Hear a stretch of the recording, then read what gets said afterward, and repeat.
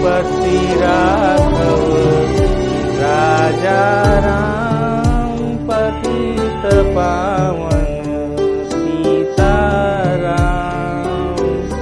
ईश्वर अल्लाह तेरो नाम सबको सन्मत दे भगवान। तो बच्चों, कैसे हो आप सभी? मैं आशा करता हूँ कि इस कोरोना काल में आप सभी लोग स्वस्थ होंगे और अपनी पढ़ाई में मस्त होंगे। तो अभी जो मैंने पंक्तियाँ सुनाई, ये पंक्तियाँ याद है किसने लिखी हैं? आप सभी लोग जानते हैं कि नहीं जानते हैं? चलिए, तो मैं आपको एक क्लू देता हूँ। आप सभी ने ये नोट देखा होगा और इस नोट पे आपने ये चित्र जो बना है, ये किसका चित्र होता है? किसका चित्र है? हाँ, किसका? महात्मा गांधी जी का। तो बच्चों, आज हम लोग महात्मा गांधी की आत्मकथा से लिया गया एक संक्षिप्त छोटा सा भाग जो हमारी इस कलरव पुस्तक में दिया गया है, जब मैं पढ़ता था, उन्हीं की जुबानी आज हम लोग उन्हीं की बातों को समझेंगे और आज हम जानेंगे कि वे कैसे राष्ट्रपिता के रूप में जाने और पहचाने जाते हैं। सत्य और अहिंसा के प्रेमी रहे गांधी जी। आप सभी लोग जानते हैं कि उन्हें सर्वप्रथम महात्मा की पदवी किसने दी थी? रविन्द्रनाथ टैगोर ने। और राष्ट्रपिता की जो पदवी दी गई थी वो किसके द्वारा दी गई थी? सुभाष चंद्र बोस के द्वारा।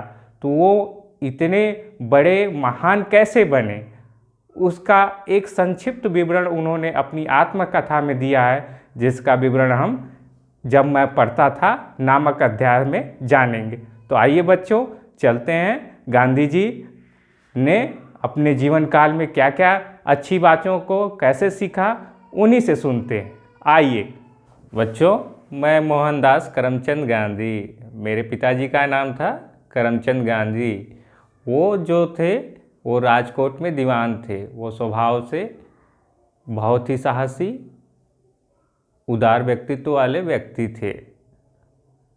मेरी माताजी स्वभाव से बहुत ही अच्छी थी और धार्मिक विचारों वाली महिला थी। वो कभी भी बिना पूजा पाठ किए वो खाना नहीं खाती थी। मेरा जन्म बच्चों गुजरात के पोरबंदर नामक स्थान पर 2 अक्टूबर 1869 में हुआ था।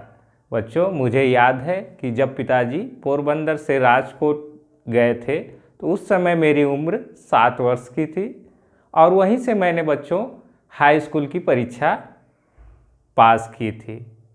बच्चों, मैं स्वभाव से बहुत ही संकोची था, किंतु मुझे याद नहीं कि मैंने कभी किसी शिक्षक या बच्चों से कभी झूठ बोला हो।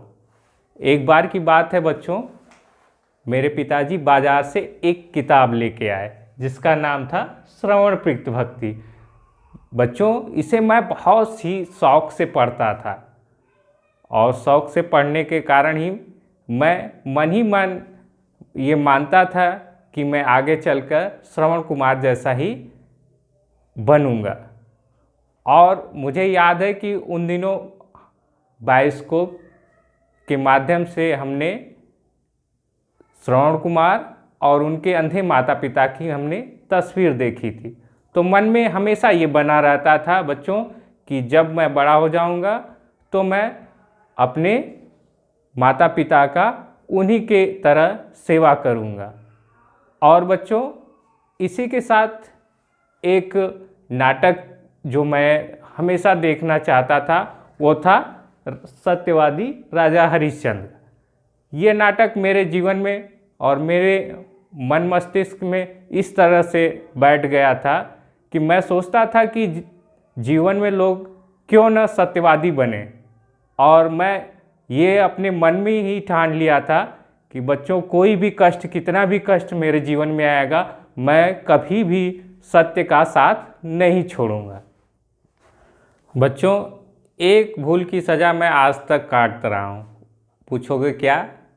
तो वो ये कि मेरी लिखावट बहुत ही कमज़ोर थी। मैं हमेशा दूसरों के मोती जैसे अक्षर जब मैं देखता था तो मेरे मन में हमेशा अपनी लिखावट को लेकर हमेशा ये बना रहता था कि मैं इतने अच्छे अक्षर क्यों नहीं लिख पाता। लेकिन बाद में मैंने बहुत प्रयास किया, लेकिन पके हुए घड़े पे कोई असर कहाँ पड़ता। ये भूल हमारे जीवन के लिए बहुत ही, ये कह सकते हैं कि एक सीख देने वाली थी कि हमेशा हमें इन चीज़ों पे ध्यान देना चाहिए। अच्छे सुलेख पे अगर आप ध्यान देते हैं बच्चों, तो आने वाले जीवन में आपकी जो पढ़ाई होगी वो पूर्ण मानी जाएगी, क्योंकि अच्छी लिखावट से आधी अधूरी शिक्षा मानी जाती है। तो ये मेरे मन में हमेशा एक कह सकते हैं कि कसक बनी रहती थी कि मैं अच्छा लिख नहीं सकता हूँ। इसके साथ बच्चों में अपने आचरण के प्रति हमेशा सतर्क रहता था, क्योंकि जब भी मुझसे कोई भी गलती होती थी उस गलती पे मैं बहुत पछताता था और मैं बहुत ही रोता था, और उससे मैं सीख लेकर आगे उन गलतियों को दोहराया न करूं, इसमें मैं विचार करता था, और इसी से मैं अपने आचरण को शुद्ध और कह सकता हूं कि अपने आचरण को व्यवस्थित करता था। तो बच्चों, एक घटना मुझे याद आ रही है। जब मैं कक्षा 7 में था, तो उस समय जो हेडमास्टर रहते थे वो बड़े कठोर और कड़े अनुशासन वाले थे। फिर भी बच्चों में बड़े प्रिय थे। इसका कारण साफ था, वे स्वयं जो थे वो ठीक काम करते थे और दूसरों से भी अपेक्षा करते थे कि सही काम करें। इसके साथ ही वे बहुत ही अच्छा पढ़ाते थे, लेकिन उन्होंने एक अनिवार्य कर दिया था, जो ऊपर की कक्षाओं के जो बच्चे थे उनके लिए उन्होंने अनिवार्य कर दिया था कि व्यायाम के साथ साथ क्रिकेट खेलना उन्होंने अनिवार्य कर दिया था। लेकिन मैं स्वभाव से संकोची था और प्लेग्राउंड पे या मैदान पे जाके लोगों के बीच खेलना मुझे अच्छा नहीं लगता था। और इसके साथ ही मेरा इस व्यायाम और क्रिकेट के प्रति अरुचि का कारण जो था वो पिताजी की सेवा करना की जो तीव्र इच्छा थी वो भी थी। तो मैंने हेडमास्टर साहब को एक पत्र भी लिखा कि सर, मुझे इस व्यायाम वाली कक्षा से मुझे आप निकाल दीजिए। लेकिन हेडमास्टर कहाँ मानने वाले थे। वो निकालने की जगह उन्होंने और मुझसे कड़ा व्यायाम करवाने लगे। एक दिन की बात है, शनिवार का दिन था, सुबह की छुट्टी हो गई, शाम को मुझे 4 बजे विद्यालय जाना था। लेकिन आकाश में बादल होने के कारण मुझे समय का पता नहीं चला।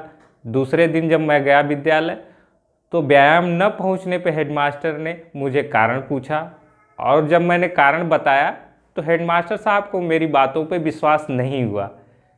अब मैं उनको विश्वास कैसे दिलाऊं, ये मेरे लिए सबसे बड़ी चुनौती थी।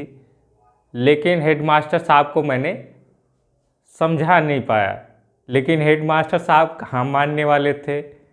मैं झूठा नहीं हूँ, यह कैसे सिद्ध करूँ, यह मैं सिद्ध नहीं कर पाया। आखिरकार मुझे मन मार के रहना पड़ा। तो बच्चों, आज हमने महात्मा गांधी की आत्मकथा की संक्षिप्त छोटी सी झलक हमने जब मैं पढ़ता था नामक अध्याय से हमने देखा। और बच्चों, इससे हमें क्या सीख मिली। आज जो हम महात्मा गांधी को राष्ट्रीय पर्व के रूप में 2 अक्टूबर को मनाते हैं, उनकी महानता के पीछे उनका त्याग था, उनकी सत्य और अहिंसा के प्रति निष्ठा थी, और वो बच्चों अपने सुखों से ज़्यादा दूसरों के सुखों में विश्वास करते थे।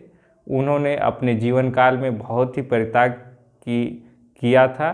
तो इस पाठ से हमें बच्चों ये सीख मिलती है कि जीवन में अपने माता पिता के साथ अपने गुरुजनों का हमेशा आदर सम्मान करना चाहिए। इसके साथ ही जीवन में कितनी भी कठिनाई आए बच्चों, लेकिन हमें सत्य का साथ नहीं छोड़ना चाहिए। इसके साथ ही बच्चों, हमें पढ़ाई लिखाई में भी आगे होना चाहिए।